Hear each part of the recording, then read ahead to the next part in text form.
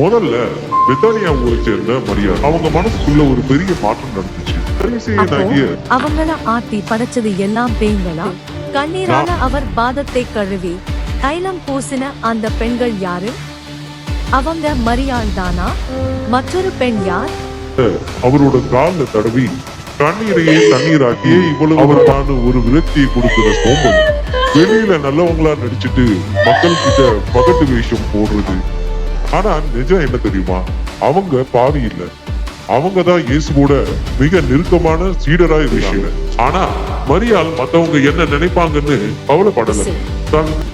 முதலில் தொடும் பாக்கியம் மரியாளுக்கு கிடைத்திருக்க வேண்டியது. ஆனால் இயேசு ஏன் அவரை தடுத்தார்?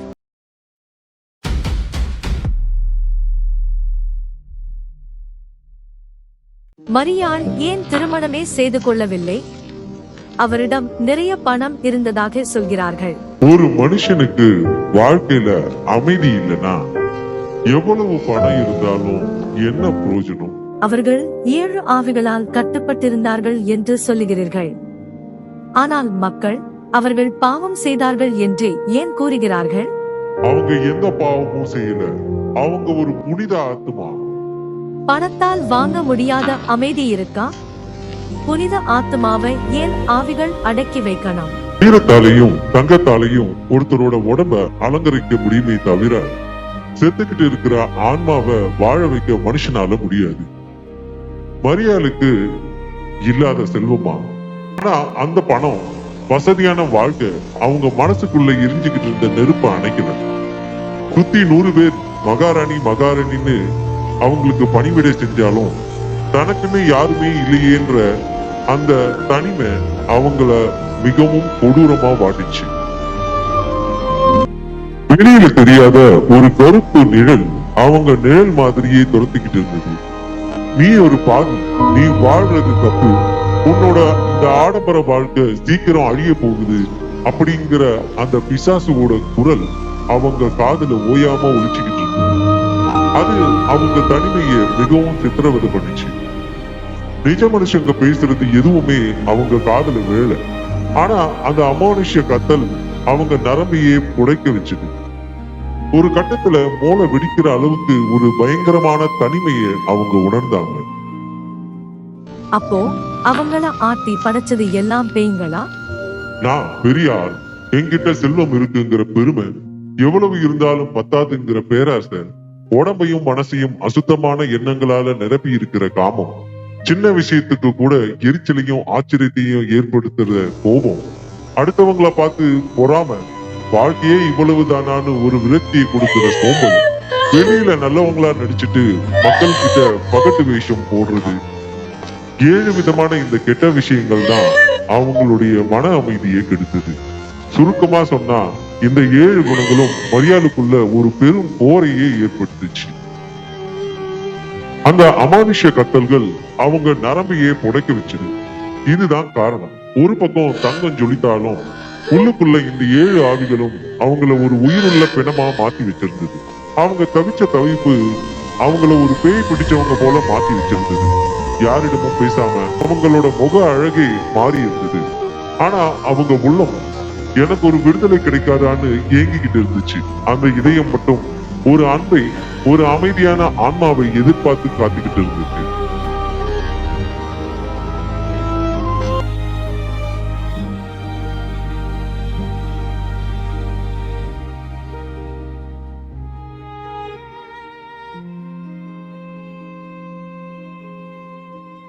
இவ்வளவு செல்வமும் பக்தியும் இருந்த ஒரு பெண்ணே இந்த உலகம் ஏன் ஒரு விபச்சாரின்னு முத்திரை குத்திச்சு? ஒரு புனிதமான பெண்ணோட வரலாற்றையே இப்படி மாத்தி எழுத என்ன காரணம்? அதுதான் காலங்காலமா நடக்கிற அரசியல். ஒரு பெண் சுதந்திரமா இருக்கிறதோ இல்ல ஒரு பெரிய ஆன்மீக மாற்றத்துக்கு காரணமா இருக்கிறதோ அப்போ இருந்த அதிகார வர்க்கத்துக்கு பிடிக்கல. அவங்க மேல இந்த மாதிரி ஒரு முத்திரையை குத்துனாதான் அவங்க சொல்ற உண்மைய உலகம் கேட்காதுன்னு தப்பா ஒரு கதையை எழுதி வச்சுட்டாங்க. ஆனா நிஜம் என்ன தெரியுமா? அவங்க பாவி இல்ல, அவங்கதான் இயேசுவோட மிக நெருக்கமான சீடரா இருந்தாங்க. இத்தனை வருஷமா நம்ம தப்பான ஒரு கதையை தான் கேட்டுட்டு இருந்தோமா? ஒரு புனிதமான பெண்ணை உலகம் தவறா எழுதலாமா? மரியாளுக்கு விபச்சார முத்திரை குத்துனது அன்னைக்கு நடந்த அரசியல். இன்னைக்கும் ஒரு பெண் தனது பலத்தை காட்டினா அவ கேரக்டரை அசிங்கப்படுத்துறது இங்க இருக்க சில பேரோட வேலை. ஆனா நாம உண்மையை என்னைக்கும் மாத்த முடியாது. மரியாள் எந்த பாவமும் செய்யவில்லை என்றால் வரலாறு ஏன் அவர் மேல் இப்படி ஒரு கரையை பூசியது? பைபிள்ல மரியாங்கிற பேர்ல 3-4 பேர் வர்றாங்க. அதுல ஒரு பாவியான பெண்ணும் வர்றாங்க. ஆனா 6ஆம் நூற்றாண்டுல இருந்த ஒரு மத தலைவர் தெரியாம இவங்க எல்லாரையும் ஒரே ஆளுன்னு சொல்லிட்டாரு. 2வது அதிகார அரசியல். இயேசுவோடு மிக நெருக்கமான சீடரா ஒரு பெண் இருந்தத அப்போ இருந்த ஆண்களால ஏத்துக்க முடியல. ஒரு பெண்ணோட பலத்தை அடக்க அவங்க நடத்தைய தப்பா பேசுறது தானே காலம் காலமா நடக்கிற அரசியல். இயேசுவோட காலடியில விழுந்து கண்ணீரால அவர் பாதத்தை கழுவி தைலம் பூசின அந்த பெண்கள் யாரு? அவங்க மரியாள் தானா? இல்ல அவங்க வேறையா? அங்கதான் குழப்பமே ஆரம்பிக்குது. இயேசுவோட பாதத்தை தொடச்சவங்க மொத்தம் 3 பேரு. முதல்ல பெத்தானியா ஊரை சேர்ந்த மரியாள். இவங்க ஒரு அமைதியான சுபாவம் கொண்டவங்க. இயேசு அவங்க வீட்டுக்கு வர்றப்போ அக்கா மாதா சமையல் வேலையில மும்முரமா இருப்பாங்க. ஆனா இந்த மரியாள் மட்டும் எல்லா வேலையும் விட்டுட்டு இயேசுவோட காலடியில உட்கார்ந்து அவர் பேசுறதையே உன்னிப்பா கேட்டுட்டு இருப்பாங்க. இயேசு சாகிறதுக்கு சில நாளைக்கு முன்னாடி இவங்க செஞ்ச ஒரு காரியம் தான் உலகத்தையே திரும்பி பார்க்க வச்சது. ரொம்ப விலையை இருந்த, அதாவது 1 வருஷ சம்பளத்துக்கு சமமான மதிப்புள்ள நலத தைலத்தை எடுத்துட்டு வந்து இயேசுவோட பாதத்துல ஊத்துனாங்க. அந்த வீடு முழுக்க அந்த வாசனை மணந்துச்சு. அவங்க வெறும் தைலத்தை மட்டும் பூசல, தன் கூந்தலால அவங்க பாதத்தை தொடச்சாங்க. ஒரு பெண் மத்தவங்க முன்னாடி தன் கூந்தலை விரிக்கிறது அந்த காலத்துல பெரிய விஷயம். ஆனா மரியாள் மத்தவங்க என்ன நினைப்பாங்கன்னு கவலைப்படல. தன் தண்ணி லாசருவ உயிரோட மீட்டு தந்தவர், தன்னோட உயிருக்கு உயிரான நண்பர் அப்படிங்கறதால அவர் மேல இருந்த அன்பால அதை செஞ்சாங்க. அவங்க செஞ்சது ஒரு புனிதமான அன்பு.